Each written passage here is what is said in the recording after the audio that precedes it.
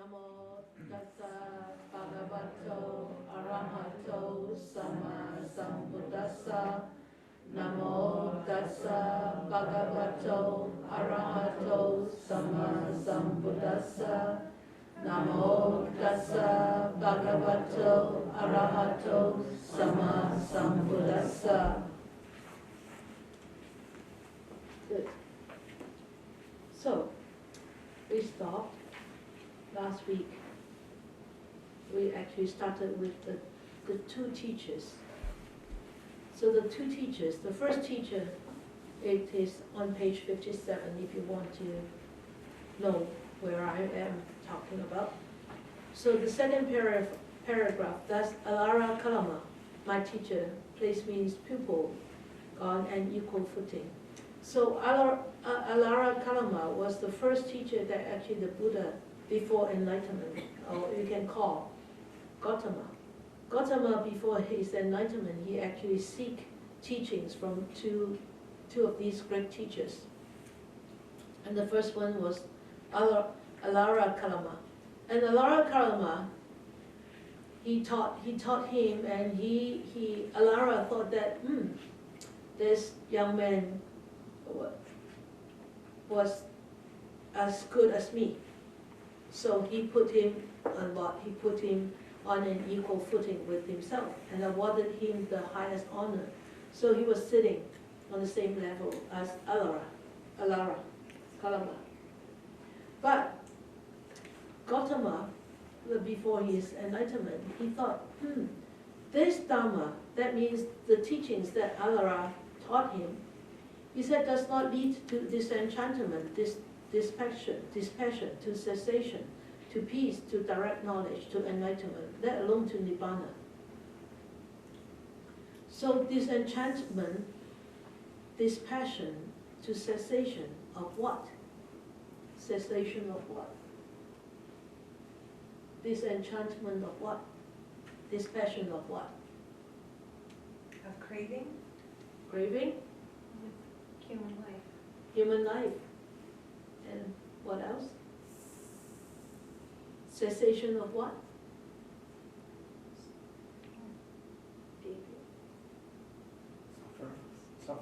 Sufferings. Cessations of dukkha, sufferings. And because of this disenchantment, this passion to cessation of sufferings, then eventually it will lead to peace, to direct knowledge, to enlightenment, to Nibbana. So whatever Alara Kalama actually taught Gautama, the Dhamma that it gave never reached these kind of goals. So what did Gautama think? Because it doesn't lead to Nibbana, final total liberation. He said, this will just lead to further rebirth in the base of nothingness. So what does he mean by in the base of nothingness? Nothingness. There is no self. No self. Okay, yes, no self. No material existence? No material. No material. No material existence. So no material existence, that means no this physical body. But yet, why would it still go into rebirth? Only to the rebirth in the base of nothingness. When somebody attains that level of nothingness, one will be reborn in where? In the immaterial realms. Immaterial realms. Immaterial realms, that means they have a very nice place to stay, right? Enjoying what? Sensual pleasures. So the God realms? Huh? The God realms? The God realms, although you can call in English quotation heavenly realms, but not the same heaven as Christianity, okay? So make sure you understand this.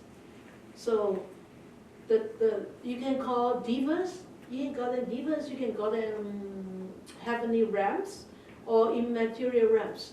Okay, nothingness, that means there is no material existence anymore. So it becomes immaterial. So the Alara definitely taught a very deep meditation technique to the Gautama. Okay, so he attained that very deep state of mindfulness, deep state of focus, deep state of jhana. But he realized even though this deep state of jhana will not bring total liberation from samsara. What was jhana again? Jhana is meditative state, Okay. calm, focus, deep meditative state. Okay, Jhana, jhana. So he said, no, I can't do this. This is not my goal. So he left Alara. So the second teacher that he sought was Uddaka Ramaputta. Okay, Uddaka Ramaputta, you may have heard of Rama. So Uddaka Ramaputta possibly is the son of the old Rama. So Uddaka Ramaputta actually taught the Gautama techniques also. And what kind of techniques? Perception and non-perception. So what does it mean by perception and non-perception? Perception, that means you will be able to perceive, and then you'll be able to, what? After perception, what is the Pali word for perception? Sanya. So what does sanya do? When you see something, you perceive it. Contact. You only contact, right? Contact. Then sanya comes into play. What does sanya do? It judges. It judges? Not necessarily jump to judges. Mental formation.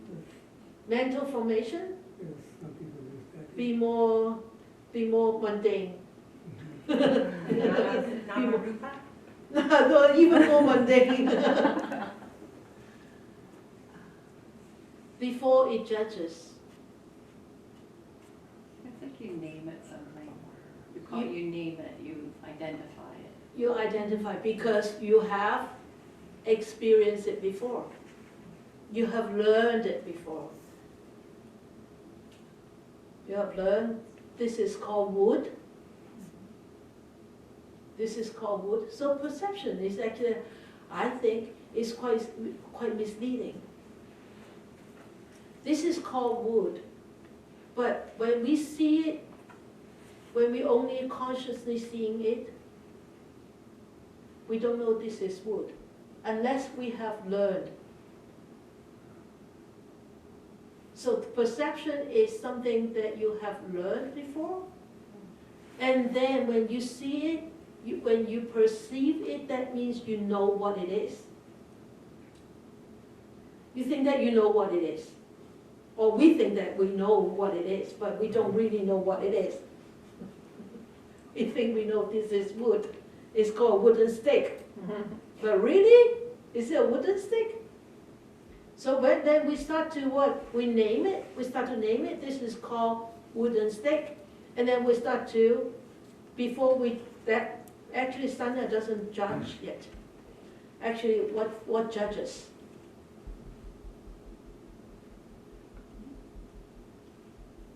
Sankhara. Sankhara start to judge and prefer or not prefer and react. But it's a fine line. It's a very, very fine line between all these faculties. these four mental faculties, okay? So Uddaka actually taught Gautama this perception and non-perception. Even though when there is non-perception, but it seems that, oh, he doesn't think, oh, this is a Buddhistic. There is no such thought. But deep in the mind, there is still this concept of that I know, I understand, I have experienced that before, I know what this is. There is still this very subtle conception in there. Perception and non-perception in Chinese is fei zheng, fei zheng. Okay. So Uddaka taught him this, and the Gautama thought, I dwell with direct knowledge. I have faith, I have energy, I have mindfulness, I have concentration. But this Dhamma does not lead to disenchantment. Why? When somebody gives up perception, when somebody is able to give up perception, it actually is a very, very deep meditative state. Very, very deep. Eighth jhana.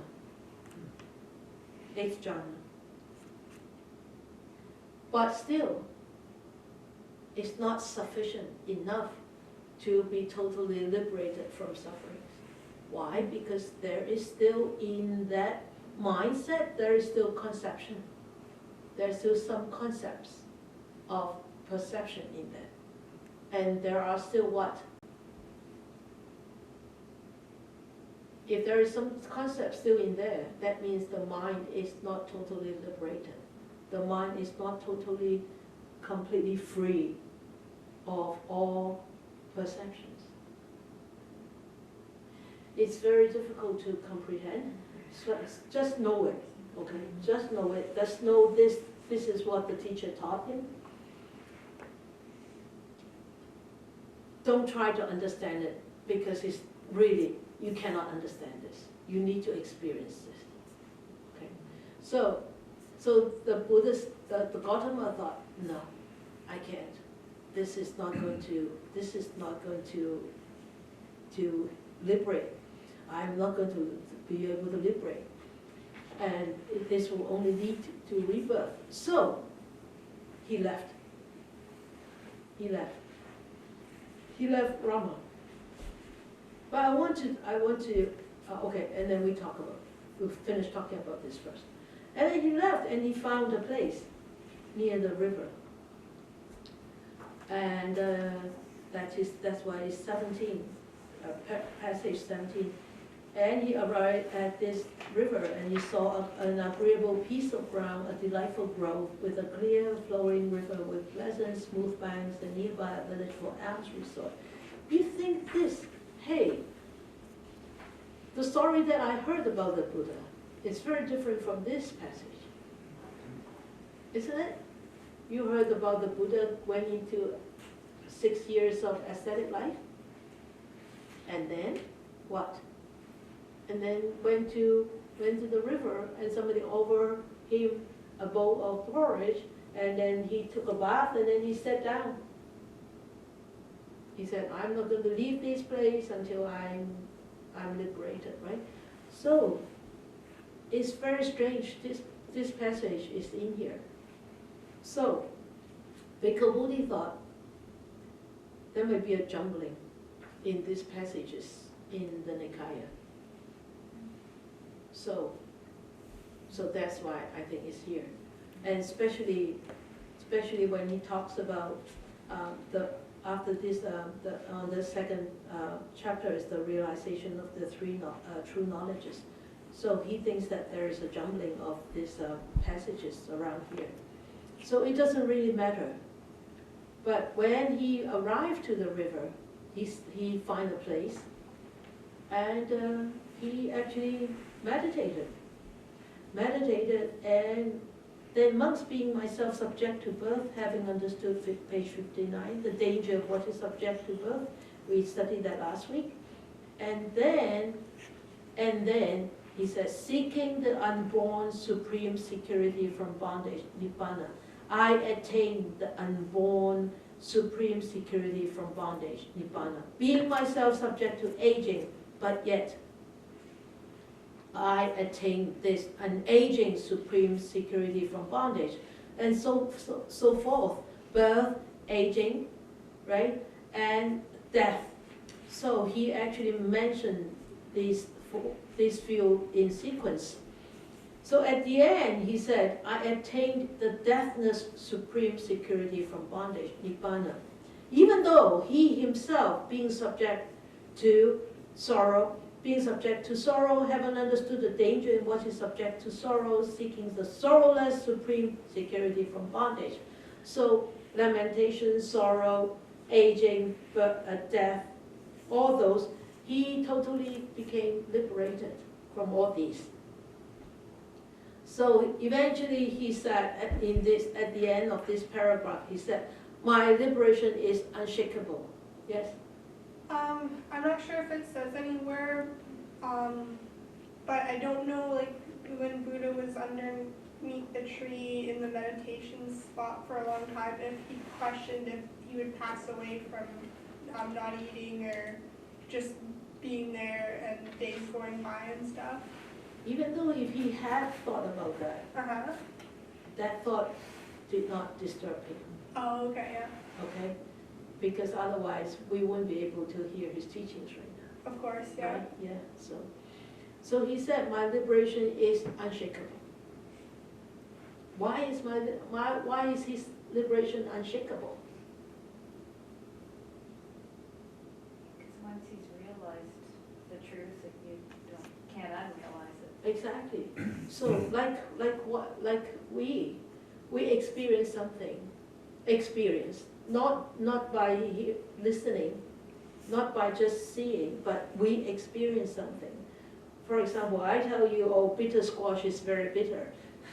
And you think, I don't know whether bitter squash is bitter, but when I smell it, it's really, really nice smell. Have you ever tasted bitter squash? Oh, you should buy some from us next year. It's a Chinese squash, but it's very bitter. So unless you experience that bitterness in that bitter squash, you only know bitter squash is bitter by hearsay, right? So when you experience that bitterness, you say, oh no, that bitterness is unshakable.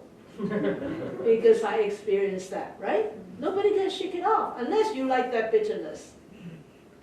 I like that bitterness. I love bitter squash because of the bitterness. All right? So that my preference to the bitter squash is also unshakable because I experienced that and I like that experience. Okay? So he said my liberation is unshakable because he already experienced that liberation right there. And nothing can actually, stop him from being liberated anymore. And also, why it is unshakable? Because he had that total cessation of dukkha sufferings. No more sorrow, no more lamentation.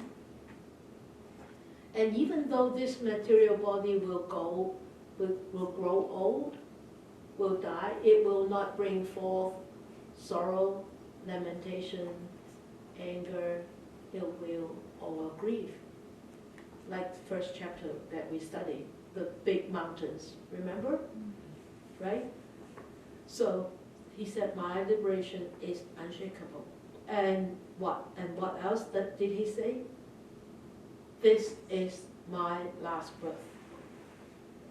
So that's why Gautama Buddha is completely disappeared from us. We can't see him anymore. So the next Buddha is some other Buddha, Buddha Maitreya. 52 billion years, eons to come, all right? He said, so this is my last birth. Why would he say this is my last birth? Because he doesn't have anything to, to reincarnate with. So why are we going in cycles, coming the death and rebirth, because samsara. Why are we going in cycles? in circles all the time, because we are not totally eradicated from all these defilements, all these afflictions, all these cravings, all these deep hidden sankhara, right? So that's why even with the tiny drop of karma still there, we will still have rebirth. It's so optimistic, isn't it? So we definitely will see each other one more lifetime. And then he said, now there's no more renewed existence, right? So I talk about that. So now I want all of us to do some reflections. This was supposed to be done last week. So, okay. Are we aware about the truth pertaining to our own existence? So I always talk about the truth pertaining to our own existence, the truth behind. So what is the truth pertaining to our existence? Governing force. Student, good student. Karma and permanence. Karma, yeah. I was going to say impermanence too. Impermanence, okay. And then student. Interaction. Dependent origination, that means conditioned, right? Our existence is conditioned. Impermanence, conditioned, that means, because it is conditioned, that means sunnata, right? So, are we aware about the truth? Are we really aware about these truths all the time? Not at all. Really, right? I think it's better to put it is, do we keep constantly forgetting about this truth? Right? I think that's a better question, isn't it? We constantly forget about the truth. Yeah? Okay, good. So are we as diligent as the Buddha would want us to be? Say louder. No. Not yet. Not yet? Okay, not yet. So there is a yet to come? Okay, good. That's very optimistic. There is a yet to come. Good. So if you had those two teachers and those attainments, what would you have done then? If you have Alara and Ramaputta there, teaching you this wonderful fifth jhana, sixth jhana, seventh jhana, and seventh jhana, eighth jhana, and you attain them, what would you have done? Enlightenment. No, what would you have done? Yeah, okay. No, not yet enlightenment. That's why they don't get enlightenment. What would you have done with those jhanas? Enjoy the cake. Enjoy the cake. I like this. Really, right? Yeah. You wouldn't want to leave, would you? No. You get attached. Exactly. To that comfort and pleasure. Comfort and pleasure, and you want to stay there, right? You want to stay there.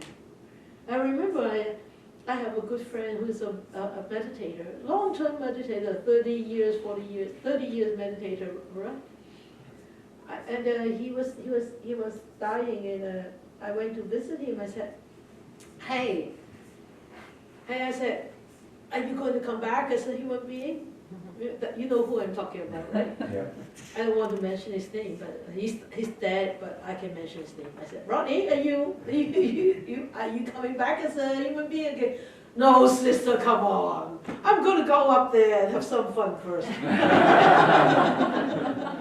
said he wanted to take a break for a while. Yeah, he said, no, this life has been too difficult. I want to take a break. I'm just going up there to have a few lives, enjoy myself. But after that few lives of enjoying yourself, then you have to come back. Not necessarily as a human being. It could be as a doggy. You will be happy. you'll be lucky to be like a donkey like Odie, right? To be living in the nunnery, being so pampered by so many people, and be a vegetarian. Yeah. But so look at this. We can easily be trapped. We can easily be trapped. That's why he talked about the realization of the three true knowledges. That's why both Bhikkhu Bodhi put these together. I think it's so clever. And will you be so satisfied with the achievement, or will you continue to pursue like the Buddha? No, right? Big no. Just enjoy the cake first. For a little while. Yes?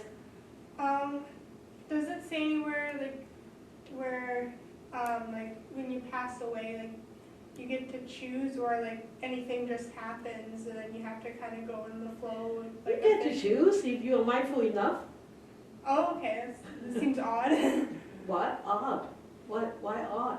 Oh, I just never had that concept in my head. I just thought something would just happen and it would be decided. Oh, we are preparing ourselves every moment. Oh. That's why every moment is so precious, because we are preparing ourselves every moment to prepare to say hi to death and to say goodbye to life, because anytime it could happen. Mm-hmm. So when it happens, if we do not have this awareness, then we don't get a chance to choose. Yeah. But when we are mindful, then we know we will be able to choose. I'm not going down there, that is darkness. I'm going up there, I'm going to go there, that's brightness there. And in case somebody, one of you die and you see me right in front of you, don't follow me. Because I could be a manifestation of Mara. Who knows? So just a minute. That's why in the Chan practice, the Chinese Chan practice, the Zen practice, is that when you see a Buddha coming, kill the Buddha. Yeah. When you see a Mara, kill the Mara. Kill anybody. Tear it out, yeah. Yeah, tear them out. Come back to here. Always in your own mind. Always in that mindfulness. Always in that clarity. Is that a question you're going to ask? No, it was actually, so with Dana, we've talked a little bit, and I'm just wondering if this is a good way to think of things, because it was brought up. I think of my next life, I'm crafting a seed now, and I'm always thinking of what to put into that seed for the next life for it to grow and be strong. You don't have to think about next life, but all you have to be... Well, I don't think next life, but seed. I keep thinking seed. At this the next present seed. moment, yes. Yes. Remember, I think I talked about this long time ago, the 4 great efforts, right? The 4 great efforts, remember? I don't know whether you have listened to it. I don't think so. The 4 great efforts is, that means you observe yourself, this is wholesome. This is a wholesome trait. And do I have this wholesome trait? If I don't have it, I plant a seed of wholesome trait. And if I have it, I strengthen it. Okay? Then you see, oh, this is unwholesome trait. For example, anger, ill will, animosity, craving, or delusion, illusion. Those unwholesome traits. And then you think, hey, I check myself. Do I have these unwholesome traits? If I do, what should we do? We try to clean it out. We try to correct it. We try to change it, right?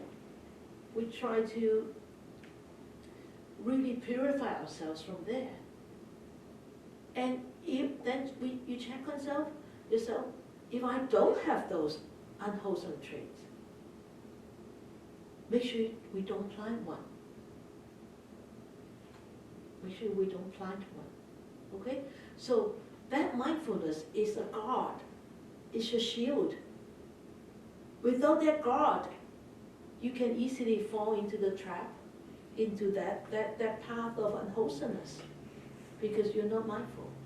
We are not mindful, right? So it's so important. It's so important that mindfulness is the first door, and it's really also the ultimate door. That to keep the wholesome in and to keep the unwholesome out.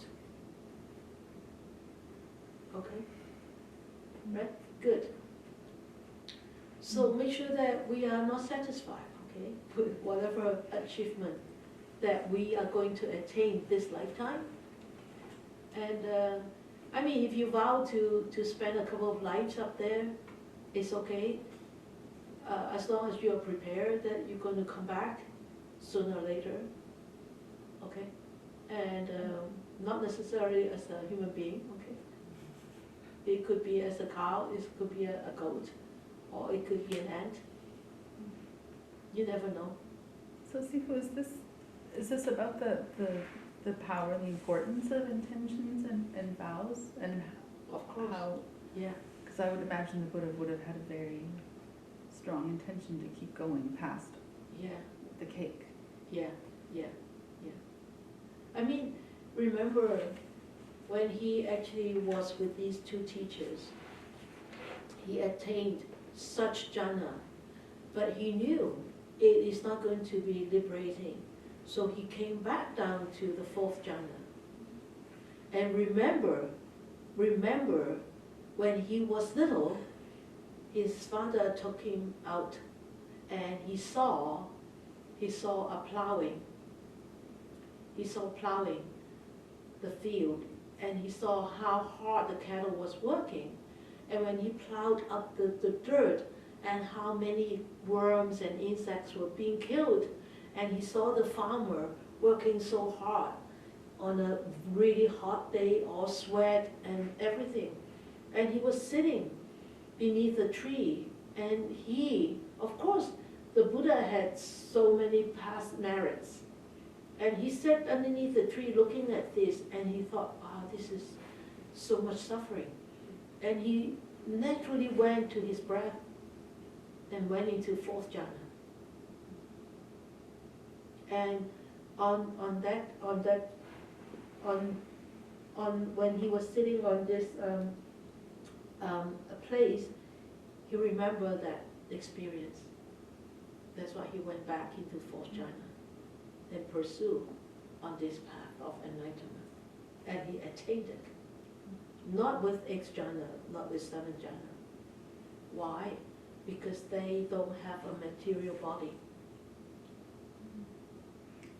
They do not have a material body. That's why having a human life is so precious, because we have a material body and we have this human mind to be able to experience, to be able to correct, to be able to change, to be able to develop the right kind of intention. Hey! Right? Always bear in mind the precious human life. Always bear in mind this point. My life is so precious as a human being.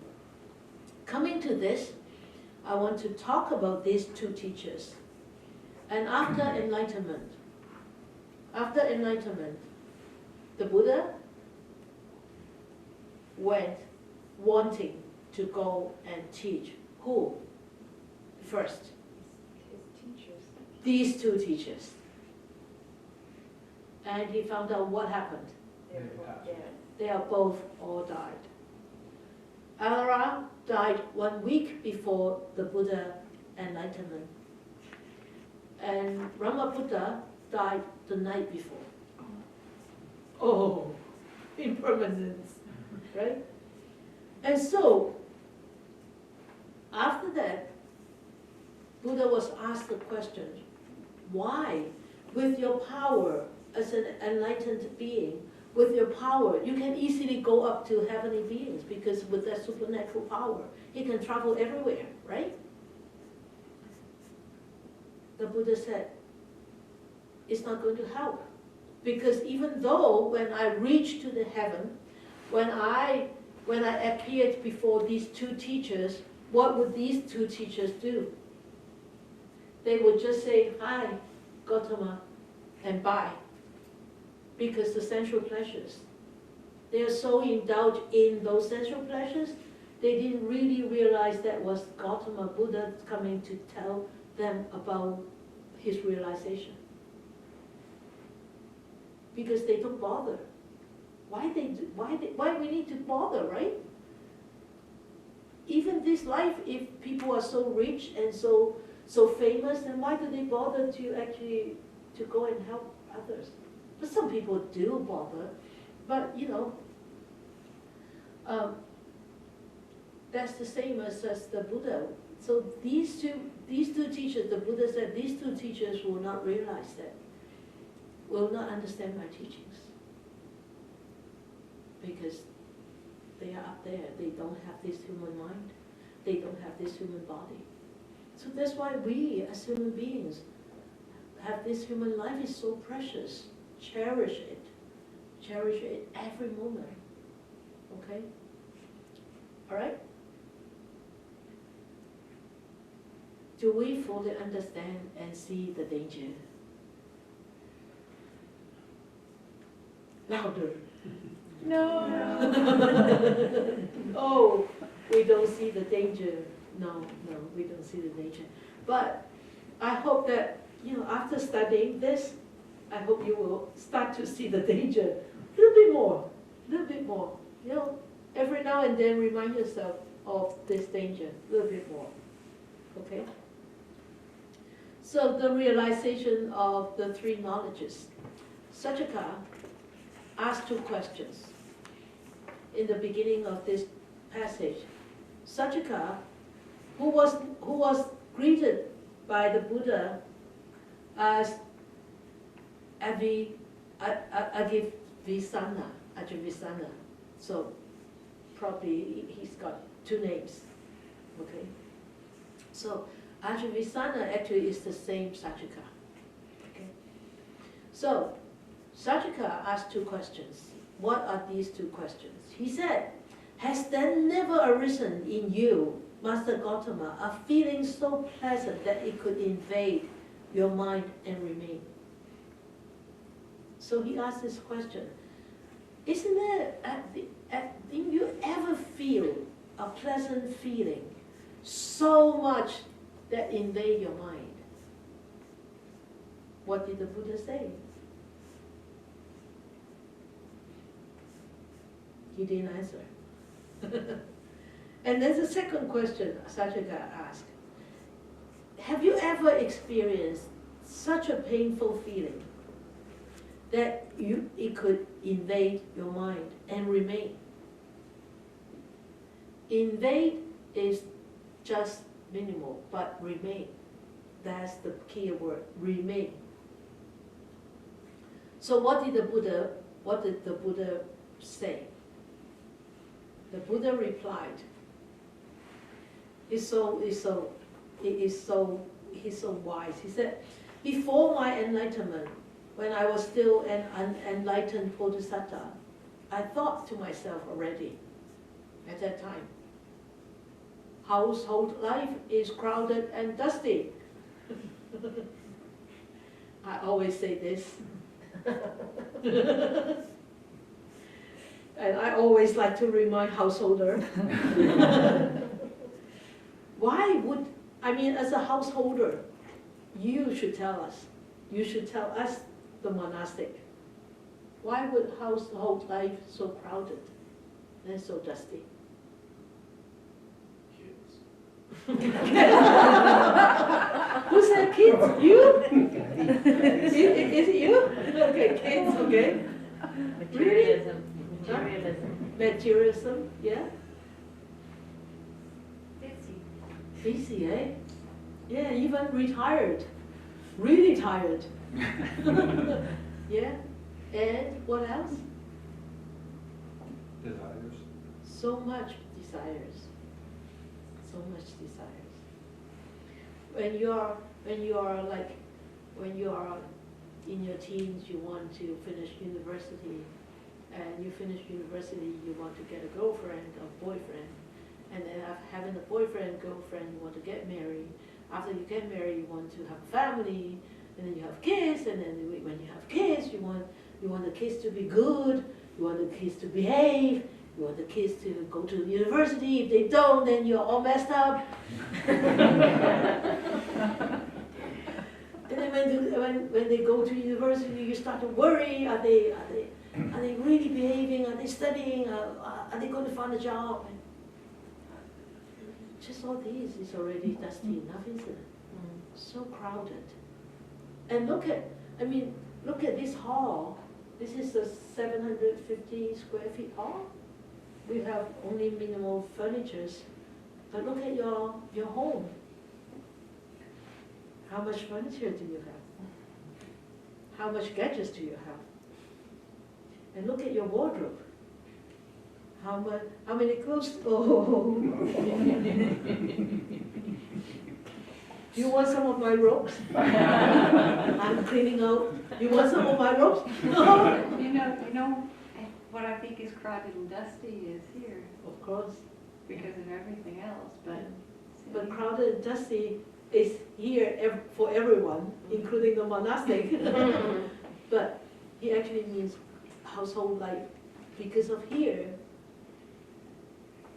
that's why you remain as a householder, right? And when you are a householder, then the life is really very different, right? Our life is very routine, so routine. So we get up and then we meditate, we eat breakfast, we meditate, then we read the Dhamma Sutra, then we go home, somebody go and cook lunch, and somebody go into the field, and I go and study, or I go for meeting, or I go to a construction site, and then 6 o'clock we meditate, and 4 o'clock the evening service, and then after meditation they do prostrations, after prostration they take shower, and after shower they go to bed. Every day, that routine. We don't have much time to think about, oh, what movie I'm going to see tonight. What bread I'm going to get that's from Silver Hills tomorrow, or advertising for Silver Hills. You know, and then, hey, holiday is coming. I need to plan for my holiday. Hey, where should I go? Which place I haven't been to? Let us go there, right? And then you plan and you plan. That's why it's crowded. It's crowded by all these mundane material things. The pleasures, the sensual pleasures, not by renunciation. Yeah? So. I think too that we're so busy and we're so crowded and we're actually creating that dust because it's like I can actually see stamping around on dust around us. Yeah, that's why. Create. Yeah, you dust it up. You actually dust it up all the time, right? So, of course, but not everybody can be a monastic. Right? I mean, I don't expect that because human generation needs to go on, so we need to reproduce human beings. But you know, at least even knowing that householder life is very crowded and dusty, now you know this, then you can actually try to be less crowded and less dusty, right? Little by little, then you know that's what the Dhamma is for us to be improving all the time, not regressing. Okay? And life gone forth is wide open. Of course it's wide open. And it is not easy while living in the home to lead the holy life utterly perfect and pure as a polished shell. I could easily share an experience with you because I travel so much, and when I travel, I sometimes I stay in hotel, and sometimes I stay in people's home. And good thing that in Hong Kong I have a transitory home to stay in. But even that, when I'm traveling, that life could become so crowded and so dusty. Because I lose my routine easily. And I could easily understand how your life is. Because I was a whole householder before, so I understand. But even now, as a monastic, when I travel to go elsewhere, my life is evenly crowded and dusty as yours. Because it's, even though I was performing Dhamma duties, but still, the loss of routine, and sometimes this crazy schedule could easily be so overwhelming. Yeah. And then he said, suppose I shave off my hair and beard, put on, suppose, and go forth from home life into homelessness. And suppose, but it says suppose, but he did shave off, right? And then he went on, he said, while still very young, this will serve for striving. That was page 60. And I sat down there thinking, this will serve for striving. So that this will serve for striving is actually the same as passage 17. He sat down there thinking, this will serve for striving. That means he, what? That means he scrupulously pursue the practice, right? This will serve for striving. That means I shave off my hair and beard, put on an ochre robe, yellow color robe, and go forth from a home life into a homelessness.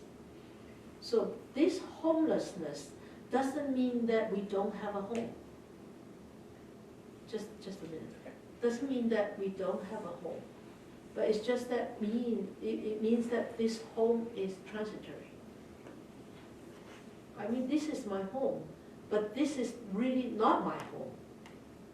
This is only home, but not mine. It's everybody's home. It's theirs home. It's theirs home. It's all sentient beings' home. But I'm temporarily residing here. Who knows where I will be later, right? You're saying like when like traveling gets dusty, as you say, like mentally with stress to not have the same routine that you would have daily, or is it just without Dharma times certain through the day it can No, I still meditate Uh-huh. regularly. I still meditate 2 hours a day regularly, even though when I travel. Yeah. But it's just that the schedule is so crazy that sometimes the mind is so stressed. Oh, then it just goes off, you're It saying? just, Oh. yeah, it becomes very tiring and sometimes, very mindless, without mindfulness, so that's why it's dusty, Mm. okay? It might not necessarily be crowded, but it's dusty, Right, okay. yeah, okay? So later, while still young, and he actually, really renounced that householder life. And he said, this will serve for striving. And I sat down there thinking. So that goes back to when he actually took that seat along the river. Okay, and then now, when he sat down, I will overrun a little bit because I wanted to finish these 3 similes. Otherwise, we keep going back. If anybody is rushing to leave, you can leave. If not, then you're welcome to stay. So, when during his process, that path to enlightenment, he said these 3 similes came to me spontaneously. So the first simile was, he said, a wet, sappy piece of wood lying in water. He asked Sachika, what happens if there is a wet, sappy piece of wood lying in water, and a man comes with an upper fire stick, thinking, I'm going to rub it until it lights a fire, and I will produce heat and keep me warm. So he asked Sachika, so what do you think? Ajavisana, what do you think? Could the man light a fire? All of us know. it can't, right? So, eventually the man, he said what? Eventually the man would reap only weariness and disappointment. Why? Because he couldn't light a fire, because the wood is wet. So this is the first simile. Let us look at all the three similes, and then we'll go through this discussion. And he said, those ascetics and Brahmins who do not live bodily withdrawn from sensual pleasures, whose sensual desires are infatuation for sensual pleasures have not been fully abandoned and suppressed internally. Okay? Internally, remember.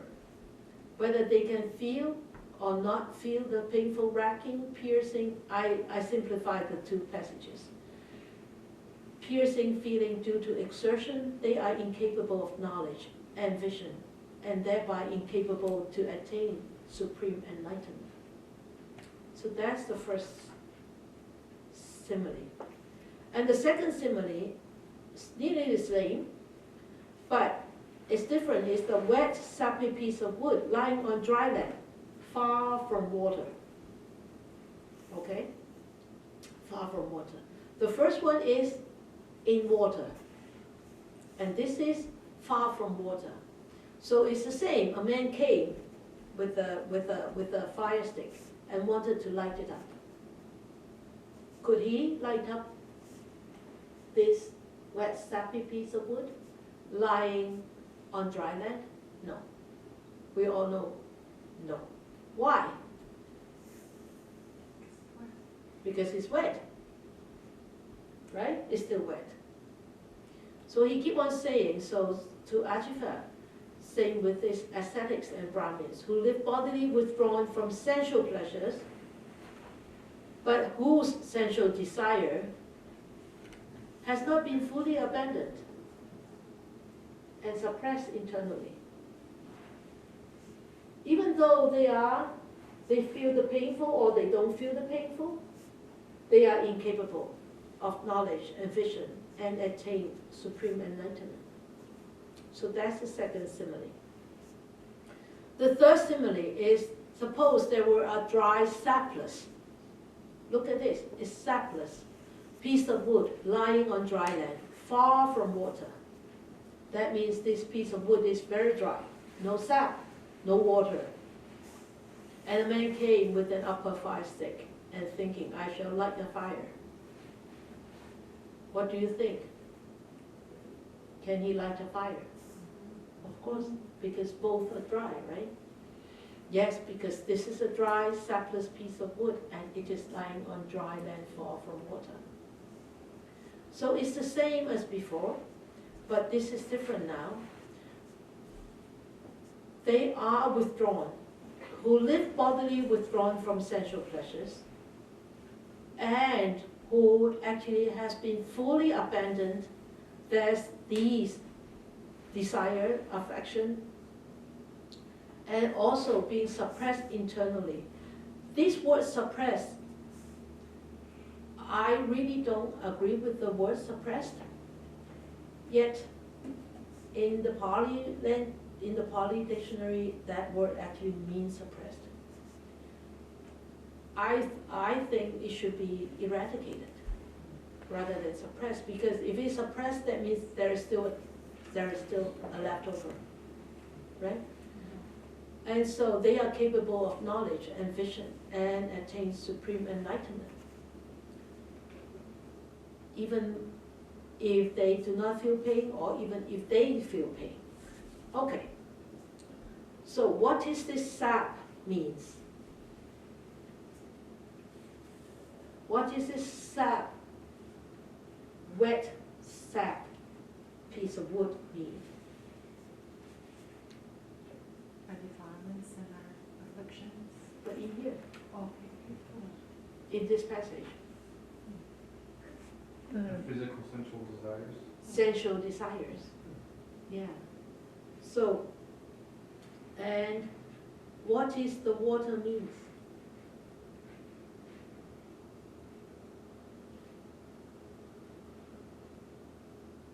maybe that's the environment that you're in. Okay. What else? Well, it's like the difference between being a monastic and a lay person, where like you're renounced. Yeah, you don't dip yourself in the water at all. So you are away from the essential world. So, and this, he actually, the sensual desires are the sap. And the water, away from the water, away from those worlds of sensual desires. And the sap itself belongs to the wood. The water is the external one. So those craving, the craving for those sensual desires, the greed, the wish is the sap, isn't it? So that's why he said, fully abandoned. Fully abandoned, that means I am away from the water. Suppressed internally, or eradicated completely internally. That is, I am totally dry inside. You see, both inside, outside are dry. In between also is dry. Right? So that means, so you have to, when you read passages, think, understand what does it mean. It seems very straightforward, but you need to understand why did he say sap? Why did he mention water? Away from water and sapless, right? Okay? Great. May these blessings extend to all, that we with all the other living beings together will attain the Buddha way. May more and more people will encounter the words of the Buddha, study them, practice them, and help themselves to liberate from their own entanglements and be truly free, happy, and peaceful.